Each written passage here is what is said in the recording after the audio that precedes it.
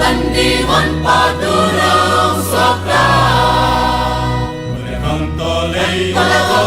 solei solangan mahon pa Nating Natin dingin mong sakyan Pangyan namin tangin Kilim na kumpi pa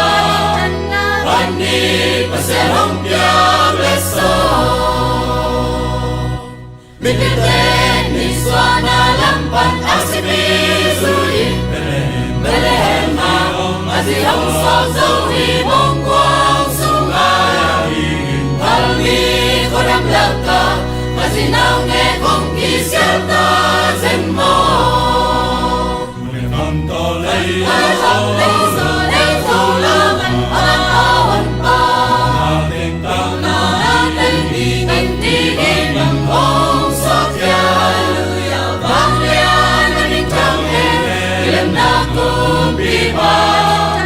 Panik paserong piagleso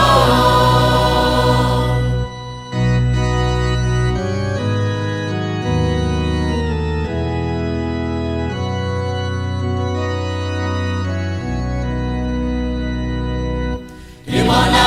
si bangasan sa bupang mo sakti Belehem masihong sozohi day panglaka Kumkwa ilang